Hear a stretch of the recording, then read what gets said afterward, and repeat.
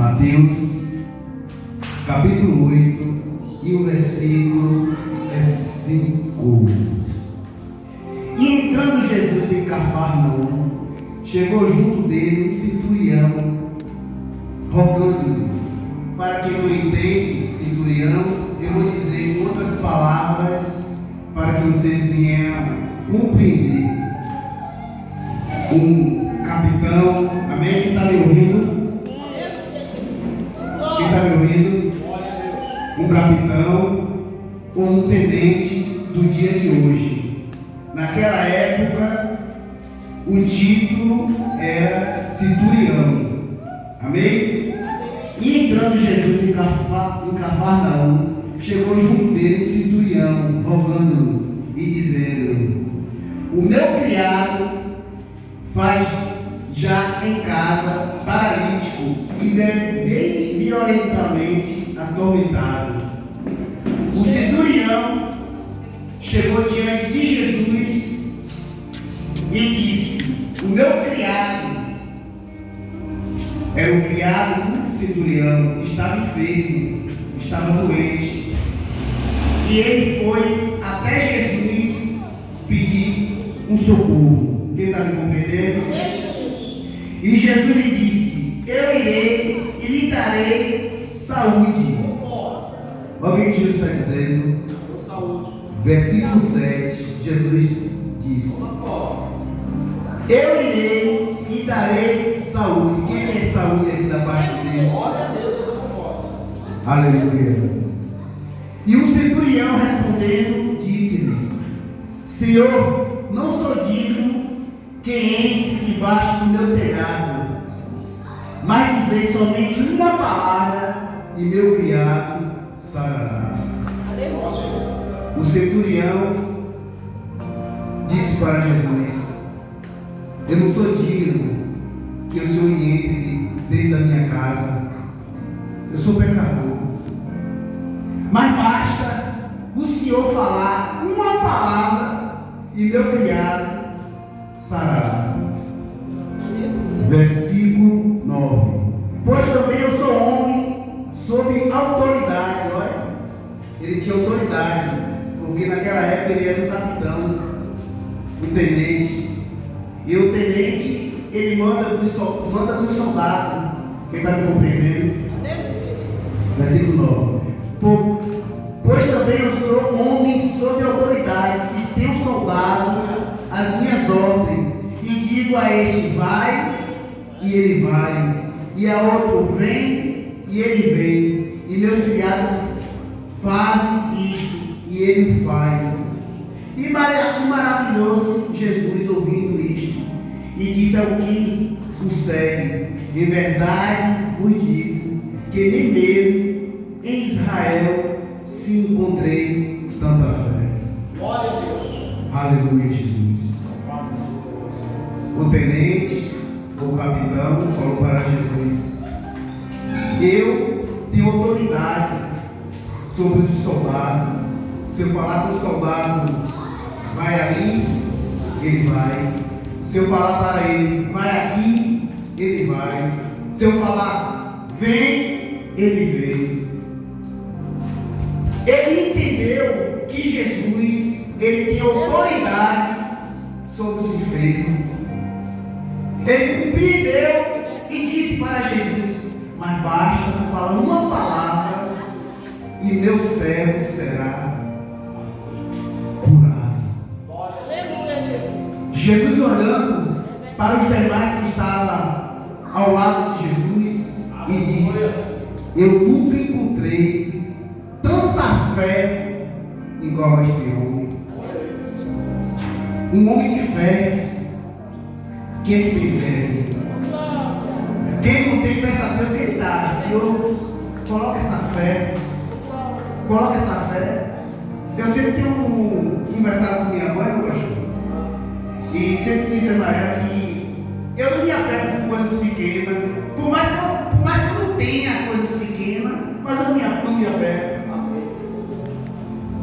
Eu me apego com coisas grandes. E o que é coisas grandes? Deus. É a única coisa grande que eu vejo. É o que a gente deve se apegar. porque Ele é o grande. Se Ele quiser fazer qualquer um de nós, hoje, nesse exato momento, um bilionário, Ele faz. É verdade, Ele faz. Eu já vi um testemunho de um cidadão que estava sem um conto no bolso e recentemente uma nota de R$100. Quem colocou? Ele não tinha. Quem colocou? Deus. Aí a gente fala assim, por que Deus não colocou lá 1 milhão ou 10 milhões? Deus só coloca aquilo que a gente necessita, não o que a gente quer. Às vezes a gente quer algo a mais, mas Deus fala assim, eu vou colocar aquilo que você necessita. Amém, igreja? Eu gostaria que o pastor me desse mais alguns minutos, eu quero dar um testemunho. E esse testemunho que eu vou dar marcou a minha vida. Eu acho que enquanto eu tiver vida, eu sempre vou relatar esse fato, porque ficou marcante para mim. O qual chegou uma época aonde meus avós eram vivos. E Deus falou comigo que iria preparar o meu avô e ia levar. Vou eu preparar o seu avô e vou levar. Meu avô, de uma hora para outra, ficou enfermo, caiu doente. E ele foi parar no Crédito Andrade. O qual chegou um certo momento que eu fui fazer uma visita junto com a minha mãe. Minha mãe está aqui em prova, testemunha viva. Glória a Deus. Eu não sei como foi que eu e minha mãe conseguimos entrar para visitar o meu avô, porque a gente sabe que não pode entrar dois, só pode entrar um. Mas entrou eu e minha mãe para visitar o meu avô. E quando a gente estava lá, o meu avô ele não ouvia. Não, ele não enxergava e nem falava, mas ele ouvia. Ele não enxergava e nem falava, mas ele ouvia. Quem está compreendendo? Glória a Deus. Chegou uma enfermeira e perguntou: vocês dois estão acompanhados com ele aqui? Eu falei: estamos, mas aqui só pode ficar um. Eu falei bem assim: então amanhã a senhora fica, que eu vou ficar lá fora te esperando. Naquele momento, minha mãe foi usada pelo Espírito Santo e disse bem assim: não, tu fica e eu vou ficar lá te esperando. E quando eu fiquei junto com meu avô, conversando com ele, eu comecei a falar para meu avô a respeito de papai, a respeito do céu. E falando com ele: meu avô, o senhor quer aceitar Jesus Cristo hoje como seu único e Senhor Salvador? Eu sei que o senhor não fala, eu sei que o senhor não enxerga, mas o senhor ouve. Eu comecei a falar de papai para meu avô, para ele se arrepender, para ele confessar os pecados dele. Naquele momento que eu estava conversando com meu avô, ele começou a chorar. As lágrimas dele começaram a descer. Aquilo ali foi uma confirmação que ele estava me ouvindo. Era um sinal que Deus estava me mostrando. O meu avô chorando. Naquele momento, quando eu estava ali do meu lado, do lado do meu avô conversando, vinha um maqueiro trazendo outro rapaz na maca e colocou do lado do meu avô, do meu lado. Só que eu olhando para ele, eu vi que ele estava algemado e ele estava ferido. Se ele está algemado, boa peça ele não é, né?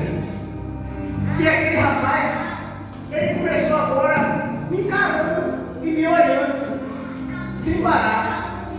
E ele começou agora a gritar. Ele me olhava como se fosse que eu era o inimigo e começou a gritar dizendo: me tira daqui, eu não quero ficar perto dele não. Até o momento eu não entendia. Se eu falar que eu estava entendendo, eu não entendia nada ali. Oxe, por que esse cara está assim comigo? Eu nem conheço ele. Será que ele está me confundindo com outra pessoa que quer fazer o mal a ele? E ele começou a gritar: me tire daqui, me tire daqui. O maqueiro pegou esse rapaz e colocou mais distante de mim. E aí eu comecei a voltar a conversar com meu avô. As igrejas começaram a interceder pelo meu avô para que ele viesse sair dali. É até uma bispa, o pastor conhece. E eu falei para a igreja para não orar pelo meu avô, que ele não ia sair de lá, porque Deus tinha falado que ia preparar ele e ele ia sair de lá salvo, mas porém no caixão. Meu avô, eu tenho convicção e certeza absoluta que meu avô foi salvo. É uma das maiores riquezas que o ser humano tem, é a salvação. Aquilo